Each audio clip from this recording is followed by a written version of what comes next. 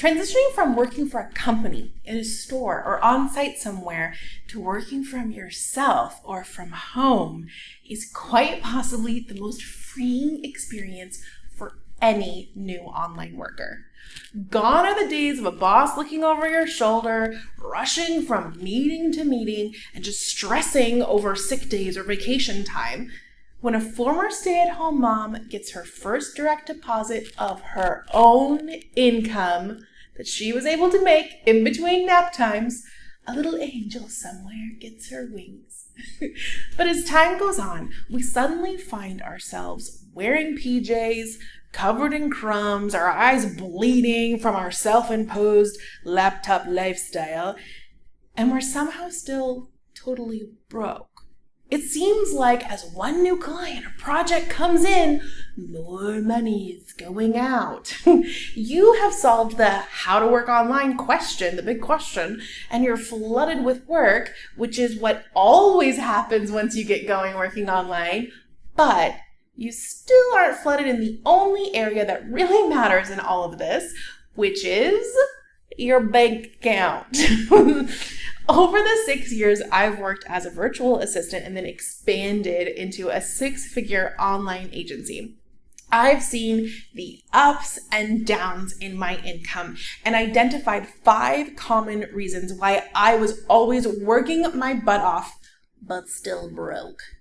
As I have now mentored almost 1,000 women to help them work online too, I noticed these same 5 patterns repeating themselves again and again for all of my students. So I want to make this quick class so we can dig into what's really going on here. And I think that you may be surprised at some of these reasons we're going to get into.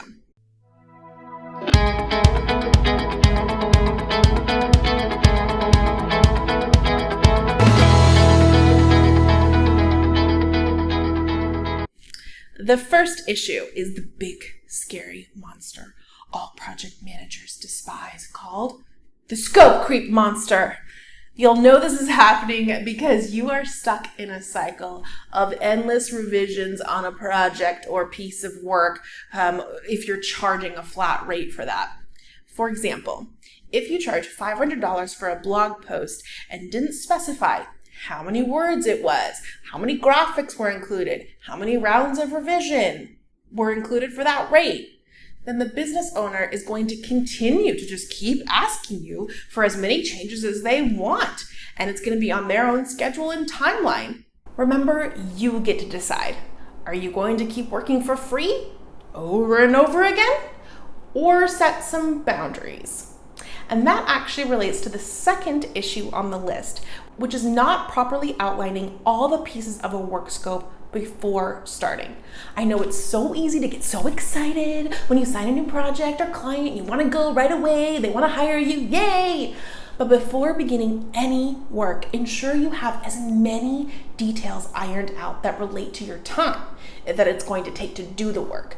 Do not give any kind of a quote unless you have all the details first. If you're running a team or you have any kind of a subcontractor relationship going on or you work on a project basis online, then the third reason may be why you are seeing zeros in your bank account. Let me tell you, the first years of working online, I had no idea what I was doing. I didn't have a mentor, and frankly, we were really struggling financially. Zeros in the bank account was my middle name. And it made it hard on our marriage when I was working so much, but I wasn't actually bringing anything concrete in. I couldn't figure out why this was happening until finally I got a mentor and she shared with me that, I wasn't factoring in my time, my salary, and my work into my project contracts. I thought I could just live on the profit margins, which I realized recently that a whole bunch of newbies apparently think in the beginning of their online work journey too. And this will not work. It's not sustainable. You have to include your time, pay yourself a salary, and put money into your bank account like a salary every single month. Otherwise, the business is a failure. And what's the point? You cannot solve this by using credit cards to pay people or for your life either. Now you're just constantly getting one paycheck just to deposit it into the credit machine. So just stop. Run a cash-only online business and pay yourself every single month. No more zeros. The fourth issue I see coming up a lot for some of you is being afraid to up your rates or costs.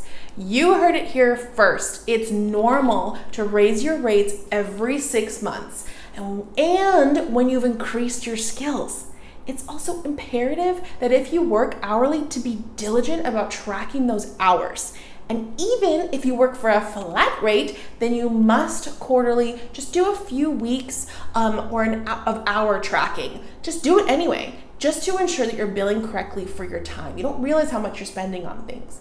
I have a handy tool that helps with pricing because that I know is the bane of every online contractor's existence, figuring out what to charge. I will link that in the description. But just know that you should be regularly increasing your rates for all current and new business owners that are hiring you on. Finally, the biggest surprise I think is going to be number 5. But before I get into that, would you mind dropping me a comment of if this has been helpful for you or not? I don't really do a lot of episodes about online business, but I will if you're getting something out of this, okay? All right, now number 5. This actually has nothing to do with logistics of an online business, but everything to do with your mindset. That's right. No matter how much money you make, if you do not work on what's up here, then you will still always be broke. Your brain can actually only fathom making so much money. It just cannot deal with anything beyond its current understanding of how you were raised, the last few years of your life, what that looked like financially, what you see on TV as normal. I remember being shocked I was able to charge $20,000 for the same project that I'd been doing years for cheaper. I had to talk to my mindset coach before I could send the pitch and ensure that I wasn't completely insane, even though I could see the numbers right in front of me that financially, in order for my agency to do this project, this is what I needed to charge.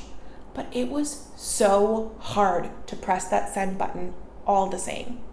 That was my mindset. Even now, making almost $500,000 this year alone, and I still struggle with saving, budgeting, stressing about financial issues that we technically don't even have anymore. Why? Habit. Your brain has some hardwired habits that you're not even aware of, and trust me when I tell you that they are not going anywhere just because the zeros in the bank account disappear. This is so important to me that actually while I was preparing to record this episode, I messaged my money mindset mentor, and I'm going to be getting her on a future episode with me in the next few weeks.